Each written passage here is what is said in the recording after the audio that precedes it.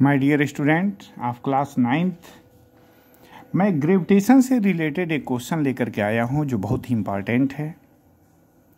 Question है हमारा कि calculate the average density of the earth in term of small G, capital G and R. हमको क्या find out करना है? Calculate the average density of the earth, यानी पृथ्वी की, अर्थ की हमको एवरेज डेंसिटी हमको निकालनी है। ठीक, तो डेंसिटी निकालने के लिए हमको क्या जानकारी होना चाहिए? सबसे पहले डेंसिटी इक्वल टू होता है क्या चीज? मास अपान वॉल्यूम। ठीक है ना, मास अपान वॉल्यूम होता है। तो हमको कैलकुलेट द एवरेज डेंसिटी निकालना है of the earth in term of small G, capital G and R. ठीक ना, तो सबसे पहले ये हमको जानना है कि जी क्या होता है, स्मॉल जी क्या होता है। जब हम न्यूटन साहब की थ्योरी को पढ़ते हैं, न्यूटन साहब के नियम को पढ़ते हैं, न्यूटन का यूनिवर्सल लॉ पढ़ते हैं, तो हम सिंपली क्या पढ़ते हैं कि if there are two masses m1 and m2 they are separated by r, तो f क्या हो जाएगा? Directly proportional to m1 m2 upon r square. और जब f इक्वल टू करते हैं तो कैपिटल G आता है m1 m2 by r square आता है। ठीक, अब हम क्या करेंगे? ये पृथ्वी है, ये इसका खुद का रेडियस आर ई है, यहाँ पे इधर भी आर ई हम बना सकते हैं, और यहाँ से कुछ ऊंचाई पे एक स्मॉल यम मास सिचुएटेड है, एक ऑब्जेक्ट है, पृथ्वी उसको अपनी ओर खींच रही है। ध्यान देना, तो पृथ्वी उसको अपनी ओर खींचने का मतलब कि दिस इज कॉल्ड वेट।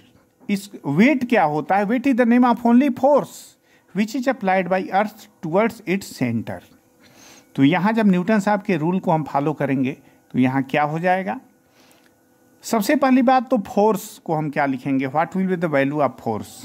तो कैपिटल जी m1 m2, तो यहाँ हो गया m मास ऑफ अर्थ, और ये mass of that object which is falling towards earth, upon दूरी।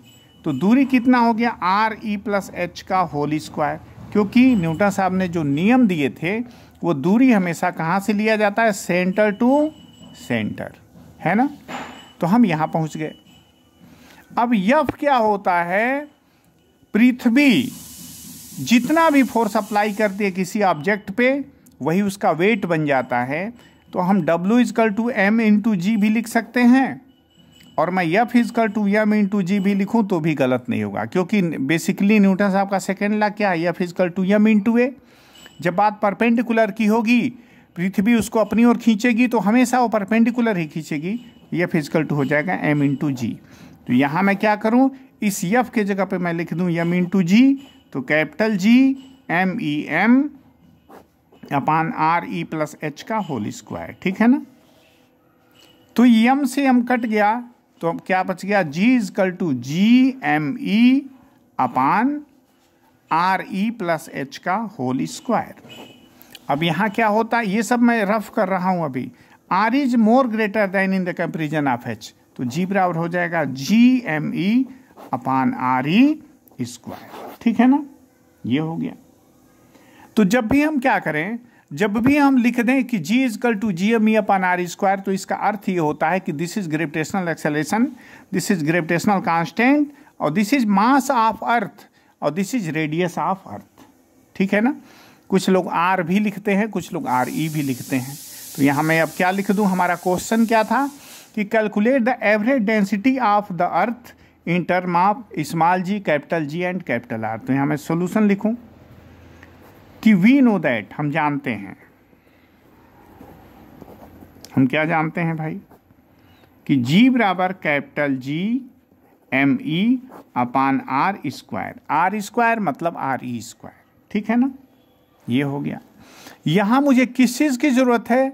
मास है, तो we know that density equal to mass upon volume.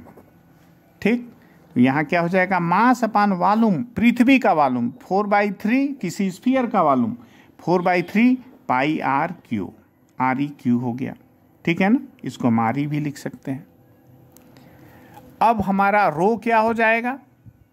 Row equal to we can write here 3me upon 4 pi R E cube. लेकिन ये equation number 1 अगर है, या ये जो चीज़ है, ये मुझे यम ई चाहिए, मास चाहिए, तो यहाँ मास कैसे मिलेगा? यहाँ मास मिलेगा कि यम ई इज इक्वल टू, ठीक है ना, यम या 3m ई कर लीजिए, 3m E is equal to 4 pi R E cube into rho. ये भी हम लिख सकते हैं कि मास चाहिए तो मास 4/3 pi are cube into rho, ठीक है ना। अब इसको इक्वेशन बनाना चाहिए तो इक्वेशन बना लीजिए कि दिस इज इक्वेशन नंबर 1 और दिस इज इक्वेशन नंबर 2। अब क्या हो जाएगा कि फ्रॉम 1 and 2, तो फ्रॉम 1 से हमको क्या पता है कि G equal to G M E upon R square, तो मैं लिखूंगा जी बराबर G M E upon R E square, तो यहाँ हो जाएगा कैपिटल जी, और यम ई के जगह पे मैंने इक्वेशन नंबर 2 से वैल्यू को रख दिया 4/3 pi R E cube into rho, ठीक है, और अपान हो गया आर ई स्क्वायर, ठीक है ना।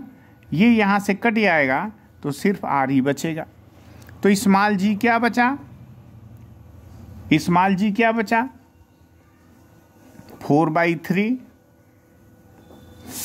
स्मॉल जी बचा 4/3, कैपिटल जी पाई आर ई और रो, ठीक है ना। ये हो गया। तो हमको रो चाहिए ना, रो चाहिए, तो हम क्या करेंगे, इसको हम लिख सकते हैं कि 3g equal to 4 pi G R E rho, तो रो हो जाएगा 3g अपान 4 पाई जी आर ई, 3g अपान 4 पाई जी आर ई। ये हमारा क्या मिल गया? This is called density of our earth, ठीक है ना। मैं इसको फिर से रिपीट कर दे रहा हूं। जब भी हम बात करेंगे कि calculate the average density of the earth in term of small G, capital G and capital R, तो क्या करेंगे हम? सबसे पहले हम जानते हैं, इसको मैंने रफ डायग्राम पे बताया भी कि जी बराबर G M E upon R square कैसे हो जाता है। मैंने न्यूटन साहब के रूल को फॉलो किया कि if there are two masses m1 and m2 they are separated by r, then capital F equal to capital G m1 m2 upon R square होता है। लेकिन जब पृथ्वी पे कोई ऑब्जेक्ट m मास गिर रहा है तो मैं क्या लिख सकता हूं?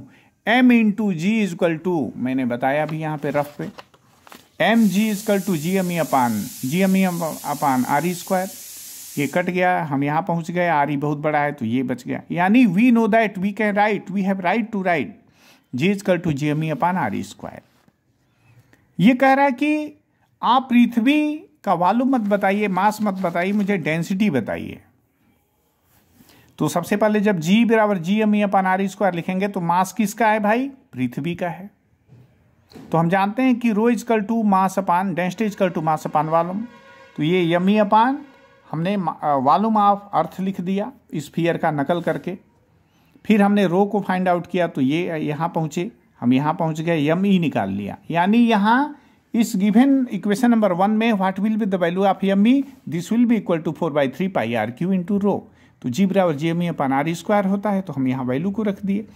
चूंकि रो पूछ रहा था तो मैंने रो फाइंड आउट कर लिया। बहुत ही शानदार सा क्वेश्चन है, इसको आप लोग खूब अच्छे से जरूर पढ़िएगा। Thank you.